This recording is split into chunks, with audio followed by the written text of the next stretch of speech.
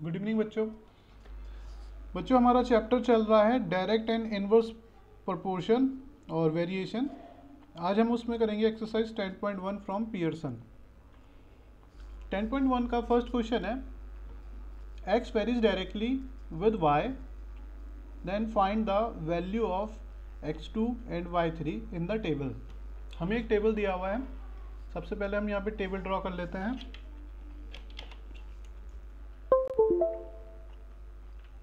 Table है, x और y की वैल्यू उनके सामने लिखी हुई है। 3 x2 9, y है 45 60 y1 y3। हमें यहाँ पर x2 और y3 की वैल्यू बतानी है। हमको ये बोला गया है कि जो x है वो डायरेक्टली प्रोपोर्शनल है y के। तो ये प्रोपोर्शनैलिटी का साइन होता है बेटा, ठीक है, चाहे वो डायरेक्टली हो या इन्वर्सली हो। बस अगर इन्वर्सली होगा तो उसमें क्या कर देंगे, y को 1/y लिख देंगे, ठीक है। तो ये बोला गया था x जो है डायरेक्टली प्रोपोर्शनल है y के। तो जब ये प्रोपोर्शनैलिटी का साइन हटता है तो क्या होता है, इक्वल टू का साइन लगेगा और एक कोई भी अपनी तरफ से हम कांस्टेंट यहाँ पे लिख लेते हैं। जैसे कांस्टेंट मैंने k लिख लिया, ठीक है। तो हमने राइट साइड में कांस्टेंट k लिख लिया और k के साथ y, तो y तो ऑलरेडी पहले यहाँ पे था, तो हमने यहाँ पर बस k अपनी तरफ से लिख लिया। जब भी ये प्रोपोर्शनैलिटी का साइन हटता है, ये है ना, ये वाला, तो इक्वल टू आता है और इसके साथ एक कांस्टेंट आता है। क्यों? क्योंकि ये बेटा प्रोपोर्शनैलिटी का मतलब ये होता है कि ये दोनों एक दूसरे के प्रोपोर्शन में या तो इंक्रीज होंगे या डिक्रीज होंगे। इसका मतलब कभी भी इक्वल टू नहीं होता है, ठीक है। क्योंकि यहाँ पर x की वैल्यू आप देख पा रहे हो, मैंने अगर यहाँ पर सपोज अगर ये k नहीं लिखता तो x की वैल्यू डायरेक्टली रखता 3, तो y की वैल्यू क्या है 45, तो 3 तो 45 के इक्वल नहीं हो सकता। तो इसी वजह से हमें यहाँ पे ये प्रोपोर्शनैलिटी का साइन लगाना होता है, क्योंकि यहाँ पे ये प्रोपोर्शनल का मतलब प्रोपोर्शनैलिटी का साइन जब हटता है तो कांस्टेंट लगाना होता है, क्योंकि प्रोपोर्शनैलिटी का मतलब कभी भी इक्वल टू नहीं होता है, ठीक है। तो अब देखिएगा अब कैसे करेंगे हम लोग, इसको देखिएगा ध्यान से। जैसे हम सबसे पहले ना इसमें इस k की वैल्यू फाइंड करेंगे। अब k की वैल्यू फाइंड करने का तरीका ये है, आप x और y की दोनों वैल्यू रख दीजिए जिस भी आपको टेबल में इनकी वैल्यू पता है। तो फर्स्ट वाले में मुझे x की और y की दोनों की वैल्यू पता है, तो मैं यहाँ पे पुट कर देता हूँ। तो यहाँ से मैंने k की वैल्यू निकाल ली, 45 अपॉन में चला जाएगा, तो k आ गया 1/15। तो अभी हमारे पास k आ चुका है, k इक्वल्स टू 1/15। अब आप किसी की भी वैल्यू निकाल सकते हैं, चाहे वो x2 हो या y3 हो। तो अगर आपको x2 की वैल्यू निकालनी है तो आपको ये वाला सेट लेना पड़ेगा। इसमें भी हम सेम लिखेंगे, x2 equals to k into y की वैल्यू क्या है यहाँ पे 60, है ना। यहाँ पर आपने देखा होगा कि x जो है वो k y के इक्वल है, तो अगर यहाँ पे x2 हो जाएगा तो यहाँ पे k और y की वैल्यू जो है यहाँ पर वो रख देंगे हम x2 इंटू k की वैल्यू क्या है 15। तो हमने यहाँ पे फर्स्ट वैल्यू निकालने के लिए तो k की जगह 15 रखा, एंड 15 1 15 4 तो x2 आ गया हमारे पास 4।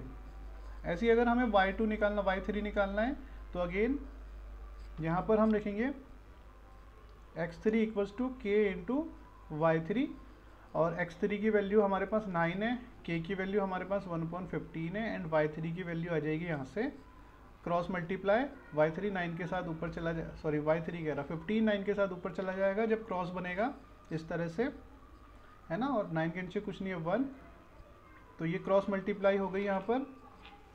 तो हमारे पास आ गया 15 9 जा या 9 15 जा 135। तो x की वैल्यू y3 की वैल्यू आ जाएगी 135। तो इस तरीके से ये क्वेश्चन हमें करने हैं। अभी बताओ बेटा, समझ में आया देवेंद्र? समर,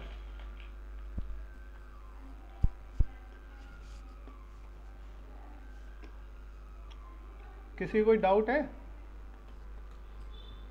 नो सर आ गया। अब आया ना अच्छे से समझ में? चीटिंग करके आपने किया हुआ था वो मैंने देखते ही पहचान लिया चीटिंग किया हुआ है आपने, ठीक है बेटा? नो सर बेटा वो मुझे पता है मेरा बच्चा जो है कौन सा क्वेश्चन कर सकता है कौन सा नहीं कर सकता। जैसे जल्दी से नोट करो।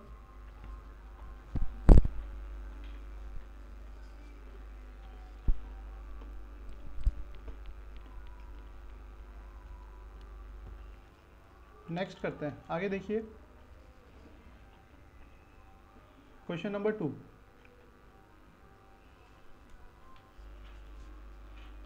क्वेश्चन नंबर 2 है Raj bought 35 packs of crayons for 700 rupee. Raj ने 35 क्रेयॉन्स वो कलर वाला जो होता है उसके पैक खरीदे 700 रुपये के। Raj bought 7 packs of the same crayon, how much did Raj sorry Roy so Roy bought 7 packs of the same crayon, how much did Roy pay. तो इसने बोला है क्वेश्चन में कि राज ने 35 पैक खरीदे क्रेयॉन्स के कलर के 700 रुपये में, ठीक है। तो अगर रॉय जो है 7 पैक्स खरीदेगा सेम क्रेयॉन के कलर के, तो वो कितने रुपए दे के आएगा, ये हमें बताना है, ठीक है। बहुत ही सिंपल क्वेश्चन है। सबसे पहले हम लिखेंगे कॉस्ट मतलब कीमत होता है बेटा, ठीक है। आप चाहे कुछ और भी लिख सकते हैं, स्टेटमेंट आप अपने अकॉर्डिंग जो भी आपको सूटेबल लगे वो बना सकते हैं, ऐसा कुछ नहीं है, मैंने जो लिखी है वही आपको लिखना है। Cost of 35 packs of crayon, क्योंकि आपको हमेशा जो स्टेटमेंट है वो अपने अकॉर्डिंग बनानी चाहिए, ना कि किसी की कॉपी करनी चाहिए, है ना। तो स्टेटमेंट वेरी भी कर सकती है। अब यहाँ पे 35 की कॉस्ट हमारे पास 700 है। बेटा एक चीज़ मैं आपको बताता हूँ, हमें ना, मैंने आपको जब ये चैप्टर एक्सप्लेन किया था, जब इसकी बेसिक्स आपको बताई थी, डिस्कस की थी, तो मैंने आपको यहाँ पर बता दिया था कि डायरेक्ट प्रोपोर्शन और इनवर्स प्रोपोर्शन क्या होते हैं। तो सबसे पहले क्वेश्चन में आपको पहचानना है कि क्या ये डायरेक्ट प्रोपोर्शन है या इनवर्स प्रोपोर्शन है। तो आप देख पा रहे हो, अगर हम यहाँ पे नंबर ऑफ पैकेट इंक्रीज करेंगे कलर के, तो हमारी जो है कॉस्ट भी इंक्रीज हो जाएगी, है ना। जितना ज़्यादा पैकेट आप कलर के खरीदोगे उतनी ज़्यादा आपको पैसे देने पड़ेंगे। तो ये डायरेक्ट प्रोपोर्शन है। तो डायरेक्ट प्रोपोर्शन में क्या होता है ना, क्यों हमें ये पहचानना है कि ये डायरेक्ट है या इनवर्स है, इसका क्या रोल है ये समझ लीजिए। तो डायरेक्ट प्रोपोर्शन में जब भी हम सिंगल की वैल्यू निकालेंगे, मतलब यूनिट की वैल्यू निकालेंगे, एक की वैल्यू निकालेंगे, तो उसके लिए हमेशा क्या करना है, टोटल जो भी इस तरफ लिखा हुआ है उसको ये वाली वैल्यू से डिवाइड कर दीजिए। तो एक की आ गई है कॉस्ट 20। तो यही हमारा फायदा होता है पहचानने का कि ये डायरेक्ट प्रोपोर्शन, डायरेक्ट वेरिएशन है या इनवर्स वेरिएशन है, या डायरेक्ट प्रोपोर्शन है या इनवर्स प्रोपोर्शन है। इसे पहचान लिया एक बार आपने, तो आपको यहाँ पे बेनिफिट मिलेगा कि आपको सोचना नहीं पड़ेगा कि यहाँ पर आप मल्टीप्लाई करो या डिवाइड करो। एक तरीका तो ये है।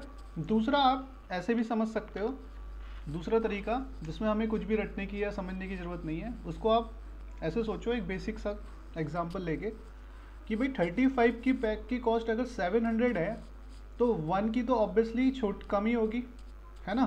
35 की अगर 700 है, 35 कलर के पैकेटों की कॉस्ट 700 है, तो 1 कलर की ऑब्वियसली कम होगी। तो भाई अगर मुझे कोई भी वैल्यू को कम करना है तो मैं क्या कर दूंगा, उसको मैं डिवाइड कर दूंगा। जैसे आपके पास एक बर्थडे केक है, आपको उसे ख़त्म करना है, तो आप क्या करोगे, लोगों के बीच में बांट दोगे। तो सिमिलर चीज़ ये है, बांटना मतलब डिवाइड करना। तो अगर मुझे इस वैल्यू को कम करना है तो मैं क्या करूँगा, इसे डिवाइड कर दूंगा। इसीलिए मैंने 35 से इसे डिवाइड किया है, ठीक है। अगर मुझे ज़्यादा करना होता तो फिर मैं मल्टीप्लाई करता। तो आप ऐसे भी समझ सकते हो, या फिर आप ये भी समझ सकते हो कि अगर डायरेक्ट प्रोपोर्शन है तो उससे यूनिट का प्राइस निकालने के लिए डिवाइड करेंगे, ठीक है। तो कॉस्ट ऑफ 1 पैकेट की आ चुकी है 20, और बहुत ही सिंपल सा क्वेश्चन था। कॉस्ट ऑफ 7 पैकेट की पूछी थी, पैक्स ऑफ क्रेयॉन की, तो बस आप 7 से क्या कर देंगे, मल्टीप्लाई कर देंगे, ये हो जाएगा 140 रुपी, है ना। एक की अगर 20 है तो 7 की तो ऑब्वियसली ज़्यादा होगी ना, तो 7 से इस बार क्या कर देंगे, मल्टीप्लाई कर देंगे, ठीक है बेटा। 7 से डिवाइड इसलिए नहीं किया क्योंकि अगर मैं 7 से और डिवाइड करूँगा तो आप खुद से सोचो कि भाई एक पैकेट अगर 20 रुपये का है तो 7 तो ज़्यादा का ही होगा, तो ज़्यादा करने के लिए मल्टीप्लाई तो करेंगे, डिवाइड थोड़ी ना करेंगे। तो इसलिए आंसर जो है 140 आया इसका। हाँ बेटा समझ में आया। बेटा जो भी आपके डाउट है आप सीधा बोल सकते हैं मुँह से, क्योंकि बार बार आप रेज हैंड कर रहे हो, उससे कुछ समझ नहीं आ रहा है, आपका क्या डाउट है, आप सीधा मुँह से बोलिए या मैसेज भेजिए, ठीक है ना।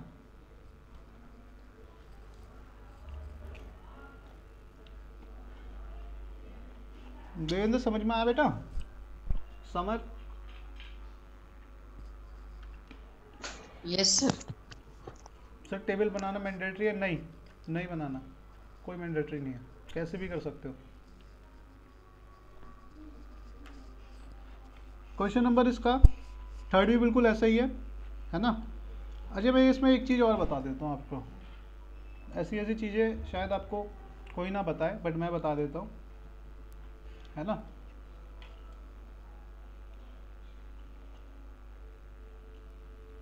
तो बेटा बना लो, स्कूल सर ने बताया है तो, अगर स्कूल वाले सर ने बताया तो बना लो फिर, मेरे अकॉर्डिंग तो मैंडेटरी नहीं है ना। अगर आपके सर कह रहे तो आप बना लो फिर, बनाने में क्या जा रहा है, बहुत मेहनत थोड़ी ना करनी है, टेबल बनाना है, कोई घर थोड़ी ना बनाना है, बना लो एक छोटी सी लाइन वाइन खींच के।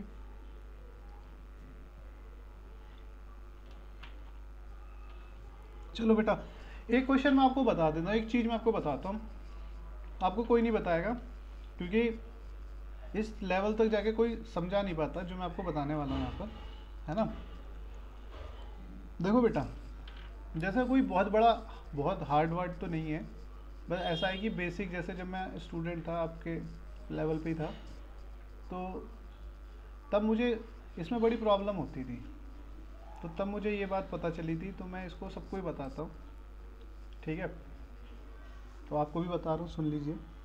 क्या होता है बेटा, हम ना कुछ ना बड़ा कंफ्यूज होते हैं कि लेफ़्ट साइड पे किसको लिखें, राइट साइड पे किसको लिखें, इधर लेफ़्ट साइड पे किसको लिखें, इधर राइट साइड पे किसको लिखें।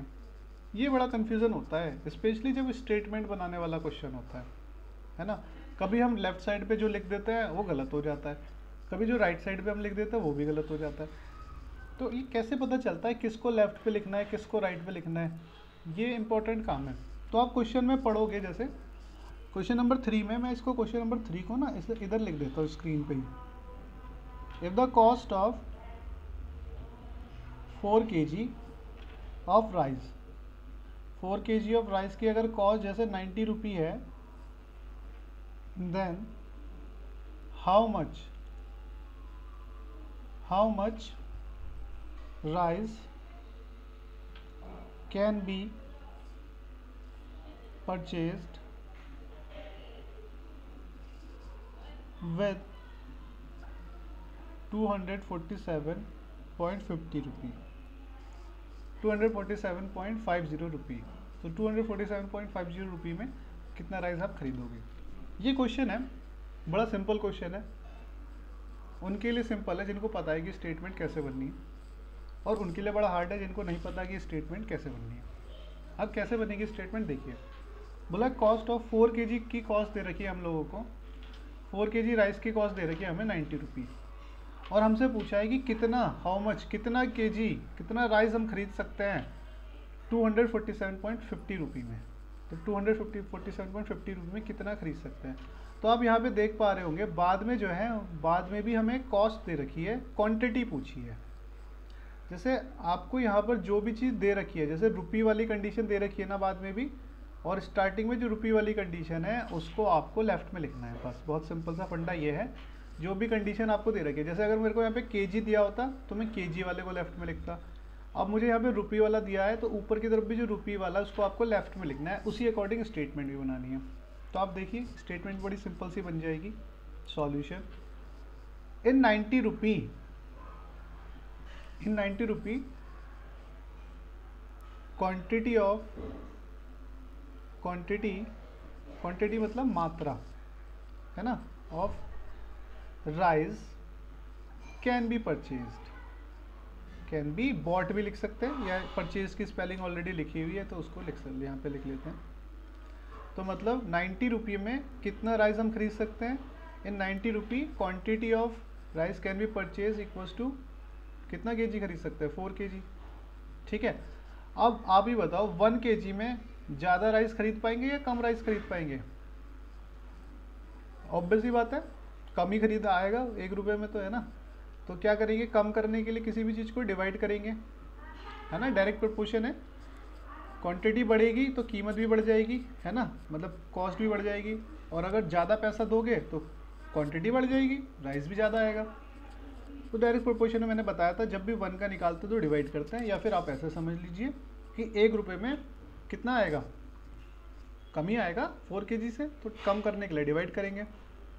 चाहो तो इसको ऐसा छोड़ दो, है ना, आगे देखते हैं। तो 1 रुपये का निकल गया, पूछा कितने रुपए में था, 247.50, तो 247.50 में निकालने के लिए इस 1 रुपये में जितना आएगा उसकी 247.50 से इंटू कर देंगे, सिंपल है ना। क्योंकि जब हमारे पास 1 रुपये आता है, 1 रुपये में इतना आ रहा था, तो 247.50 में तो इससे ज़्यादा ही आएगा।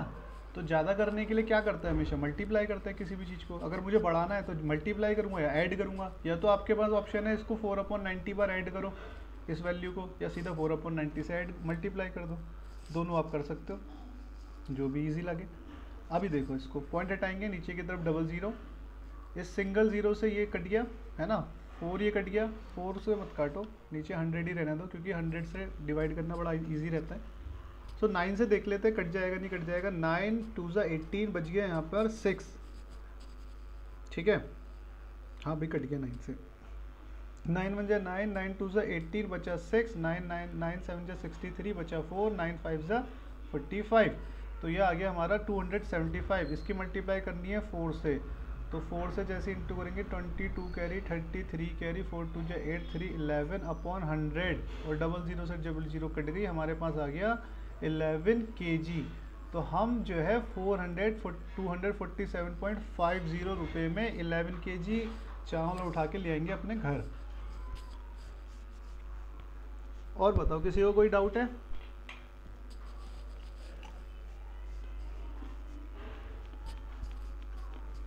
देवेंद्र समझ में आया बेटा? Yes sir. अच्छे से समझ में आया? Yes sir. चीटिंग तो नहीं करके दोगे आप homework? No sir. Good. Sir अभी क्लास कितनी देर चलेगी? सिलेबस खत्म की अभी? और बेटा पहले कर तो लो, क्लास खत्म की पड़ी है, तुम्हें जो करा रहा हूँ वो तो कर नहीं रहे हो। डाउट पूछो, क्वेश्चन पूछो, इसके अंदर कुछ समझ नहीं आ रहा वो पूछो, ये मत पूछो क्लास खत्म होगी। अरे जब तक करेंगे, जब तक कर सकते हैं, जब तक आपको समझ में आएगा। जब मुझे लगेगा आपकी बत्ती गुल, तब मैं भी बंद कर दूंगा, ठीक है? Yes sir. तो इसको जल्दी से नोट कर लो।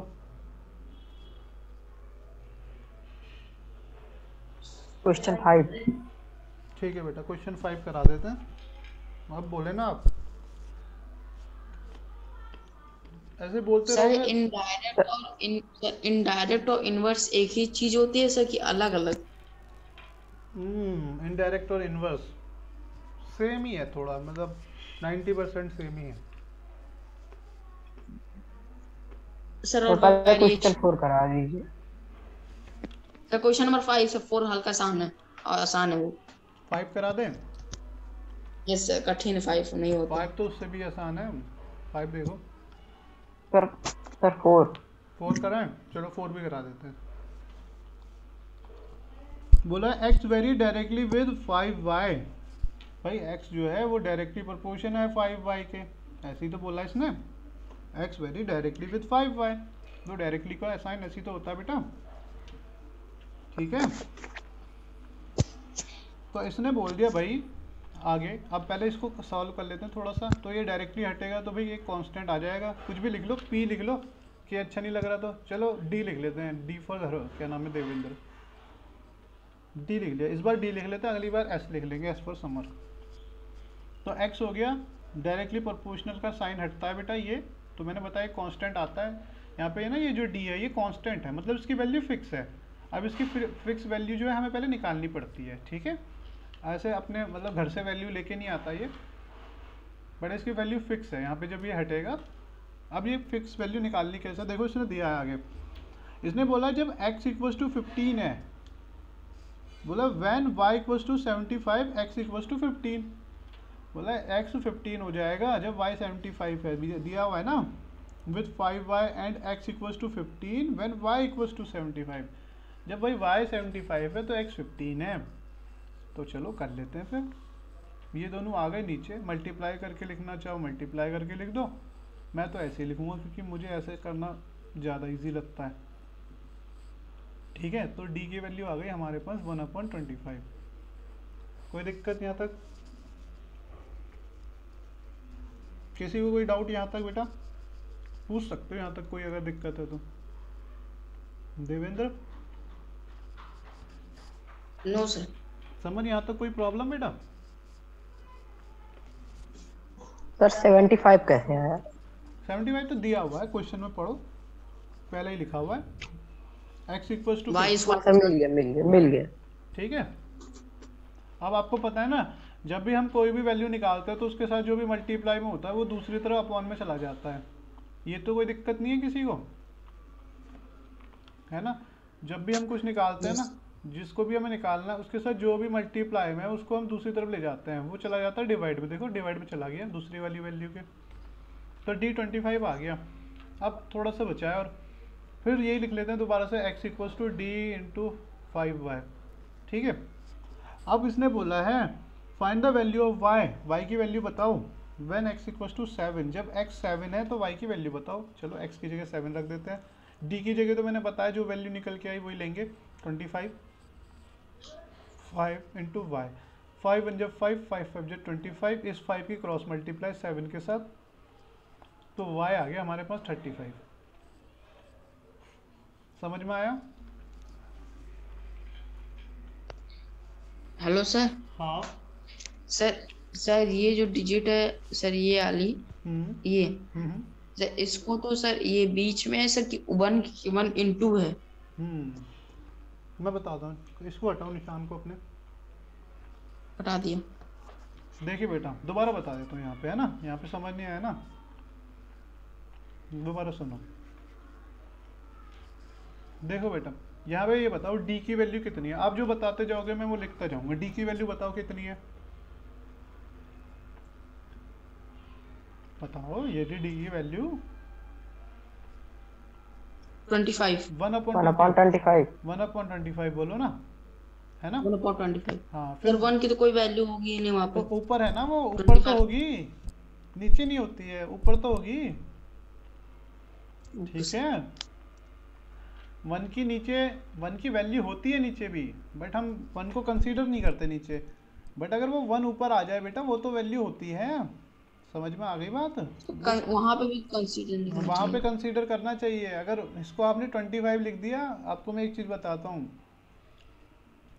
1/2 मतलब होता है आधा, और 1 मतलब होता है पूरा, ठीक है। अगर किसी को आप आधी चॉकलेट दोगे तो उसको 1/2 से तो डिवाइड करोगे। Yes sir.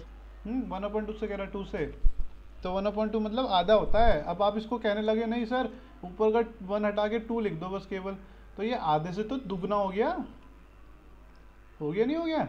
हाँ यस सर। तो इसलिए ऊपर का 1 लिखना जरूरी है, नीचे का नहीं लिखते। हाँ आगे करें तो भाई यहाँ पे आपने d की वैल्यू बता दी 1/25 है, मल्टीप्लाई 5 अपनी जगह, और y की वैल्यू तो हमें निकालनी है ना, तो y मल्टीप्लाई y ऐसे ही। तो भाई ये 5 से काट दिया, 5 जब 5, ये नीचे की इधर 25, तो 5 5 25।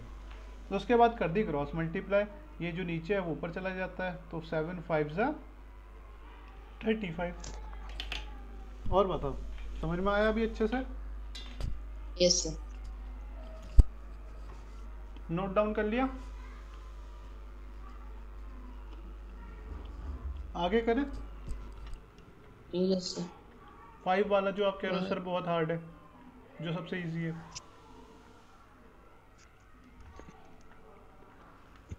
इसमें वेरिएबल सर वो बहुत है, एक्स एंड वाई। घबराने की जरूरत है ही नहीं, मैं बता रहा हूँ ना। देखो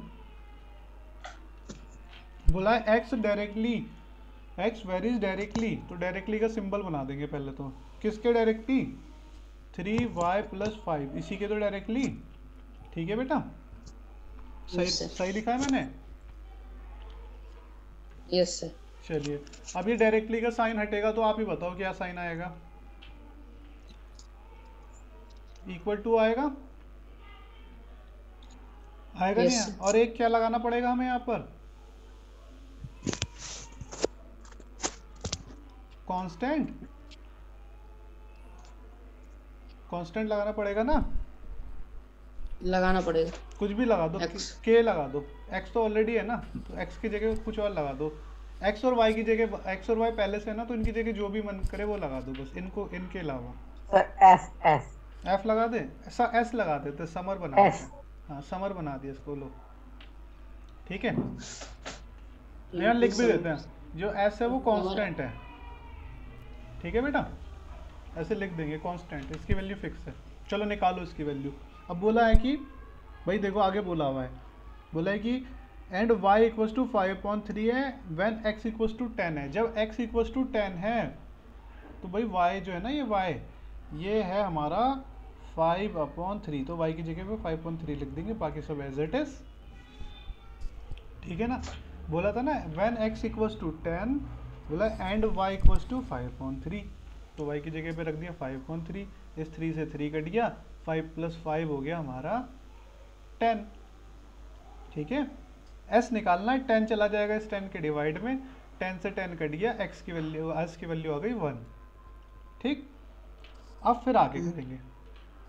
ठीक है, आगे फिर अगेन अपनी यही बिल्कुल सेम इक्वेशन लिख लेते हैं।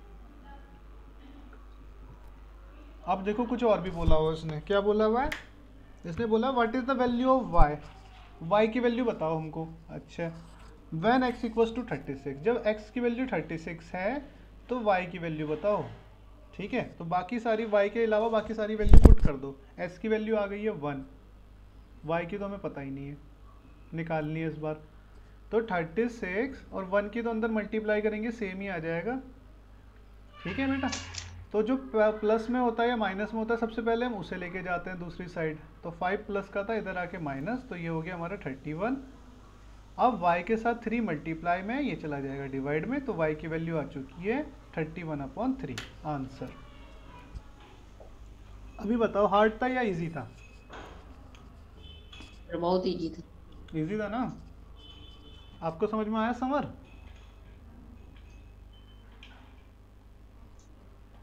समर बेटा समझ में आया? नहीं आया तो दोबारा पूछ लो, जहां भी नहीं आया।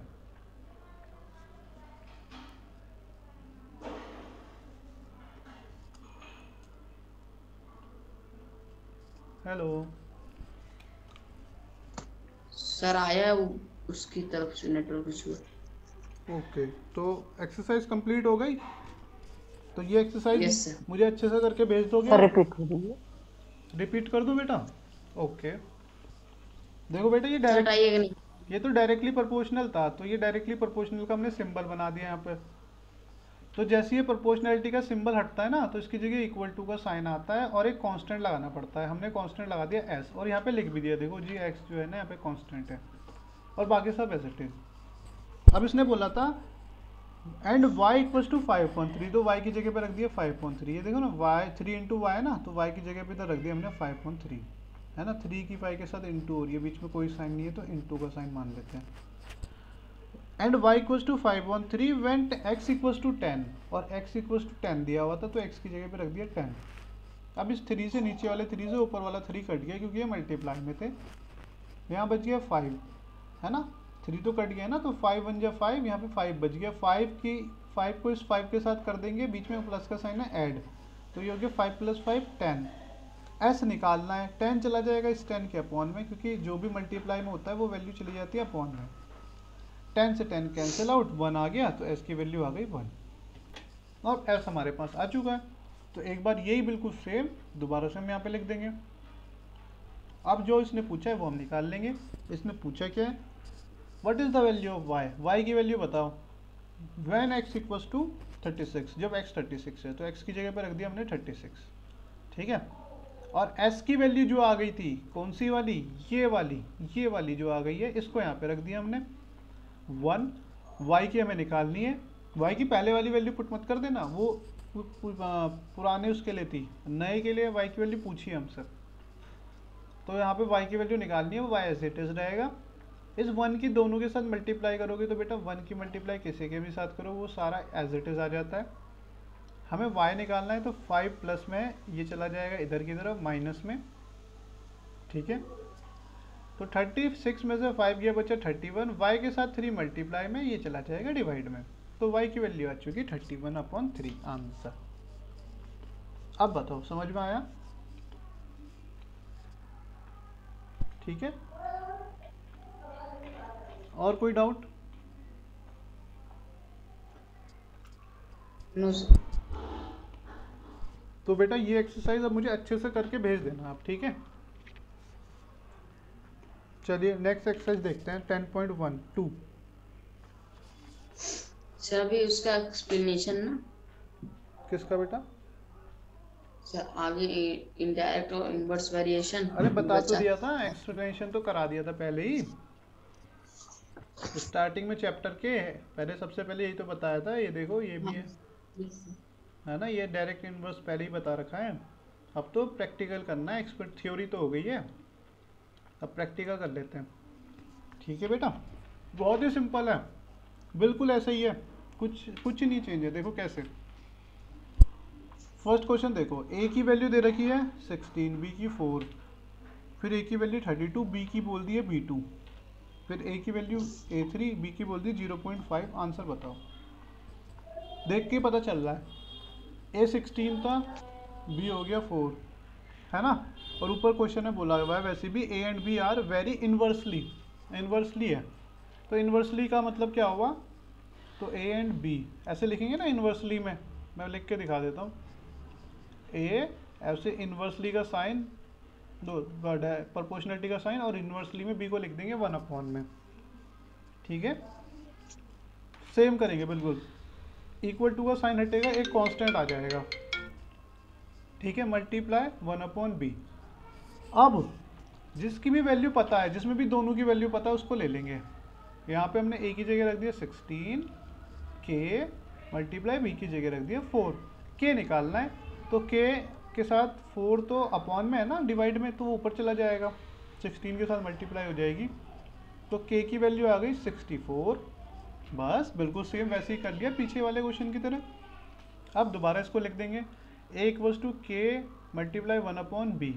अब जो जो वैल्यू पता है उसको पुट कर दो। जैसे A की पता है 32, K की पता है 64 एंड B की नहीं पता, तो B की जगह B2 रख देंगे। B2 निकालना है ना, तो B2 निकालने के लिए देखो ध्यान से, 32 B2 1/B2, इसको मैं लिख सकता हूँ 64/B2, cross multiply 32 multiply B2 equals to 64, तो B2 इक्वल्स टू 64 और 32 चला गया अपॉन में, तो B2 की वैल्यू आ गई 2।